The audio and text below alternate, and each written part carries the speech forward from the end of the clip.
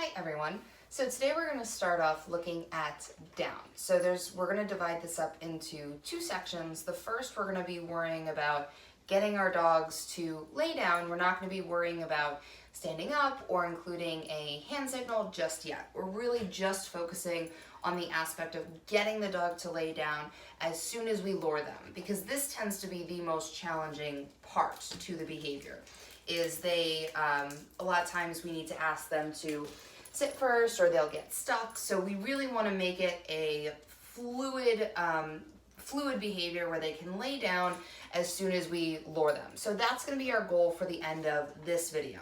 So I'm going to work with Albie since she's a bit bigger, and I want to make sure when I'm doing this, I'm starting off from a stance. So a lot of people start off from a sit, and that's not a bad thing, but when we do that, our dogs tend to then get stuck, so they can't lay down unless we've asked them to sit first. Some dogs we need to ask them to, or we need to lure them into a sit before we can lure them into a down, because they can themselves get a little stuck and they need a little bit of extra help.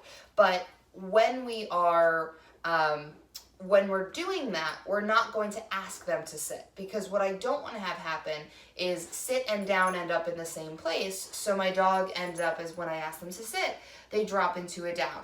I'm sure you've seen dogs that do this. Your own dog might, where they start to anticipate what you're going to ask of them.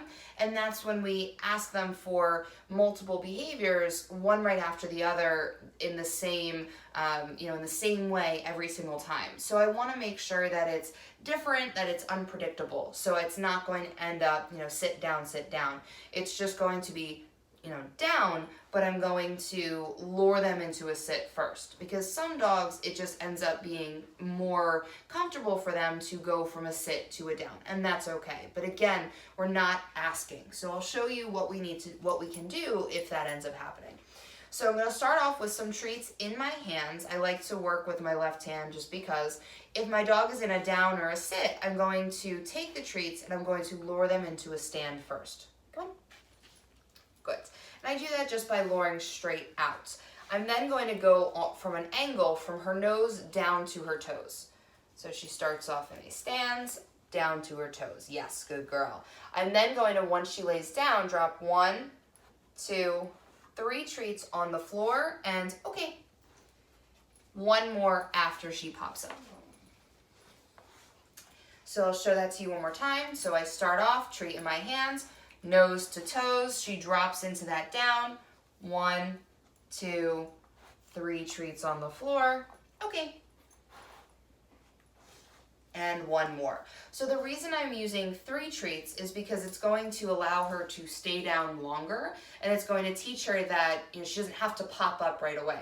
If you've tried to work on down before, you might have found that your dog will do it and then they immediately pop up. They do it, they immediately pop up. By placing the treats on the floor in between their paws, so just like that, right? That's going to allow our dogs to learn that the treats magically appear from the floor, so there's no reason for them to move. It's very similar to our mat game, where we're going to always place the treats on the mat.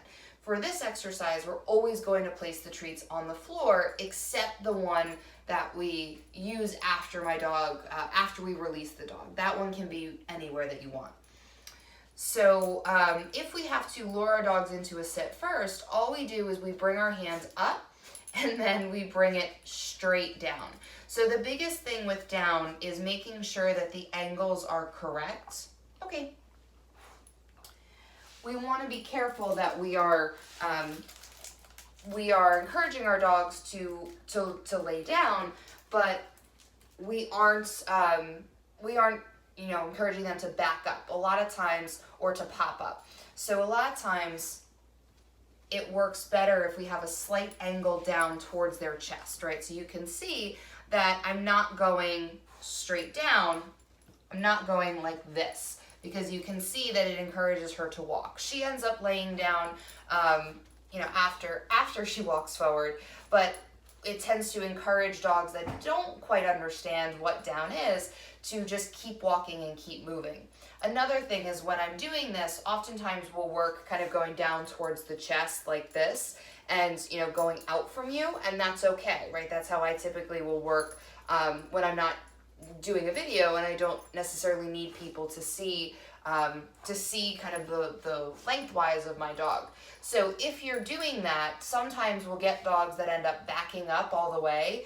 We don't want to keep moving forward with them. If the dog backs up, just bring them forward to you and try again. So you're just resetting, yes, good girl.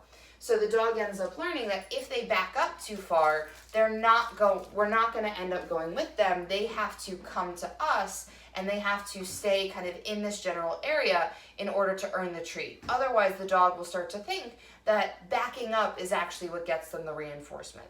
So as my dog is successful, good job, very nice, I can start to use the word down, and I can start to ask them for this. Okay. It's going to look pretty much exactly the same, only I'm going to use my word first. So I ask them down, I lower, straight down, nose to toes, yes, good girl. As soon as they drop into that down, 1, 2, 3 treats, okay. And then one more.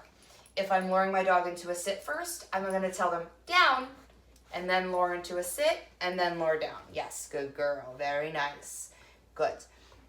Okay, and it might seem counterintuitive, right? Because I've asked her to lay down and then I've lured her into a sit. But what I end up doing is I end up building the sit into the behavior. So down ultimately means I sit and then I lay down. So they end up doing the whole thing. And then eventually as the dog starts to get, they start to understand a bit more, they will start to just lay down on their own, sometimes sitting, sometimes not.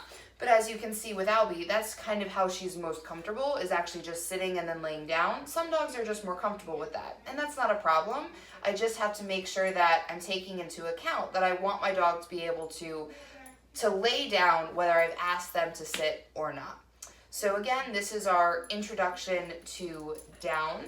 We're going to work on fading the bending and standing up a bit taller next time. So thank you guys, and I look forward to seeing you again soon.